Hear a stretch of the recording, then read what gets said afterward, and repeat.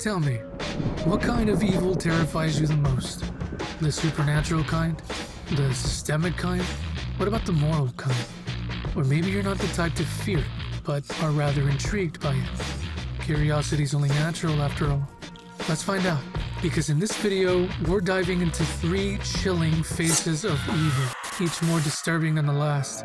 We're going to explore the quiet dread of ritual, the cold precision of planning, and the raw, unfiltered madness that thrives on chaos. But which one truly defines the most terrifying kind of evil? Stick around. You might learn something new, or unlock a new fear. Either way. I love you, baby.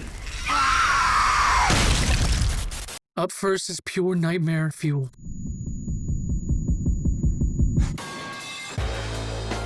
Gladys is a parasitic witch who infiltrates the home of young Alex Lily by posing as a distant relative. Though she claims to be caring for Alex's ailing parents, she quickly uses dark rituals to render them emotionless and obedient, effectively turning them into puppets. She manipulates Alex into helping her abduct 17 of his classmates, using their life force in a desperate bid to heal and make herself younger and stave off death.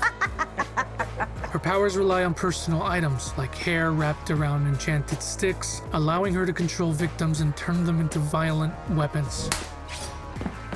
As the truth closes in, Gladys plans to flee, but Alex ultimately turns the tables. Using her own magic, he targets her with the hypnotized children, who chase her down and tear her apart in a brutal, climactic end. Despite her death, the film's haunting conclusion reveals that many of her victims, including Alex's parents and the children, remain emotionally and mentally in trance. Now let's get into her kit. Gladys embodies ritualistic evil through her structured, deliberate, and deeply symbolic use of magic to sustain her existence. Her work is grounded in sympathetic magic, requiring specific, repeatable rituals, collecting personal items like hair, ribbons, using blood from her own body, and manipulating thorny branches from a cursed tree. These are not random acts of violence, but a part of a calculated system to control and weaponize others. The use of a bell with occult symbols, including the number 6 and a triangle, and salt lines for protection reinforces the ritualistic nature of her craft, drawing from real-world occult traditions. She turns victims into mindless weapons, wrapping a victim's hair around a bloodied stick and ringing the bell, demonstrating an almost scientific approach to domination.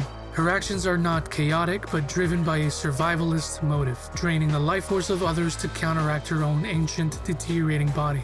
This parasitism, which is enacted through repeated, symbolic acts for a specific self-serving end at the detriment of others. Her magic is a tool of control, and her rituals are the engine of her prolonged existence, making her a prime example of ritualistic evil in modern horror. What the fuck? Now, if you ever knew me, one of the primary questions I always ask is, what's your favorite scary movie?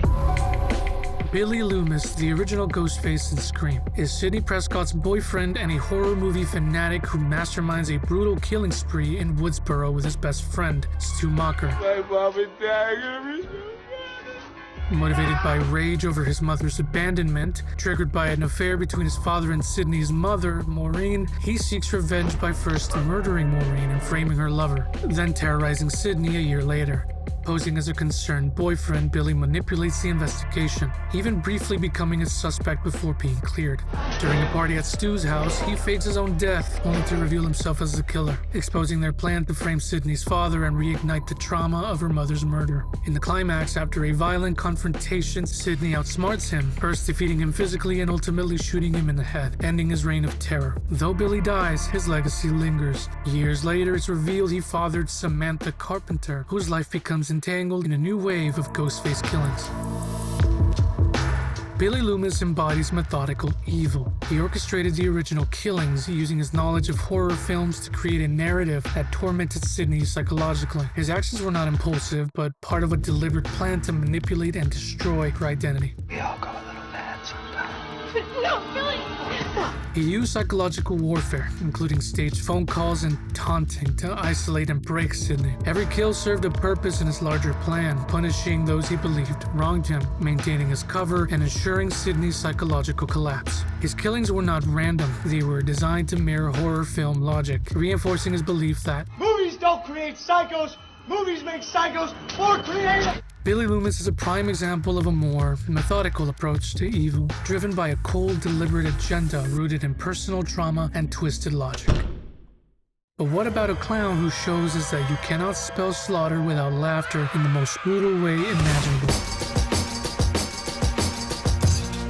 Art the Clown is a supernatural silent killer clown, first introduced in Damien Leone's short films before evolving into a full-fledged horror icon through Terrifier, Terrifier 2, and Terrifier 3.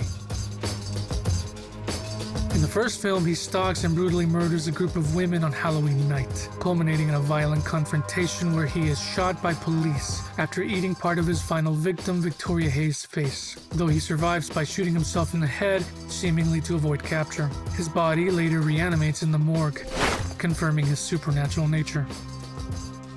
In Terrifier 2, Art is resurrected by a demonic entity known as the Little Pale Girl, who aligns with him to target Sienna Shaw, a prophesized angel warrior destined to destroy him. After a gruesome battle in an abandoned hospital, Sienna decapitates Art with a divine sword.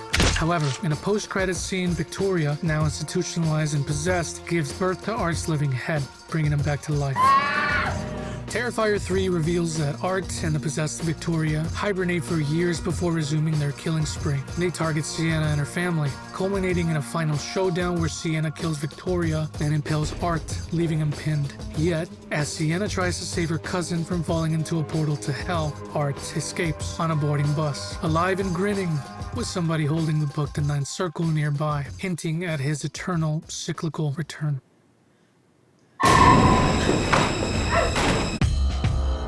Art the Clown is widely regarded as a quintessential example of chaotic evil in modern horror, and while many of his killing segments throughout the trilogy is enough to prove that, the babysitter scene in Terrifier 2 will be enough for you to decide whether you love or hate him. His weapons of choice are random, ranging from whatever he can find within reach, from a gun to creative DIY explosives. But the real fun begins when he opens his trash bag of sharp toys that he carries around. He operates without regard for law, order, or morality, embodying pure chaos and sadism.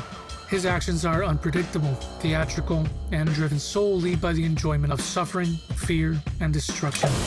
Not revenge, trauma, or any kind of rational motive. He does not speak, nor show remorse, or empathy, or hesitation, only amusement at his victims' terror, mocking them as their screams suddenly give out. His behavior is performative and grotesque, turning violence into a twisted form of comedy, which reinforces his chaotic nature. While he may be influenced or resurrected by the Little Pale Girl, he acts independently and with his own malevolent will, suggesting he is not merely a puppet, but a self-aware agent of evil. And just to add salt to an open wound, those who wonder why Art's victims stay alive longer than they should is because of his supernatural ability to keep them alive longer, even through the deep cuts or intestinal removal, all to prolong their suffering. In both narrative and thematic design, Art the Clown is intentionally crafted to be unexplainable and unnerving, a force of pure, anarchic evil that defies rational understanding, making chaotic evil the most accurate alignment for his character. Evil and storytelling often manifest in distinct forms, each reflecting in a different philosophy of malevolence. On Gladys, driven by a dark supernatural need to sustain her existence through the suffering of others, Bailey Loomis using deception and psychological manipulation to orchestrate terror, all in the name of horror movies, and Art the Clown being the epitome of no rhyme or reason, a force of pure, sadistic anarchy, unbound by logic or morality.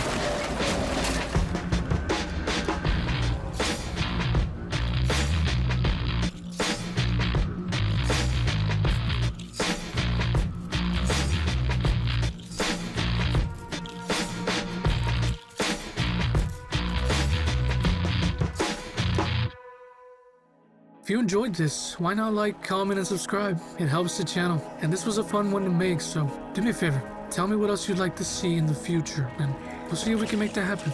Till the next one, peace.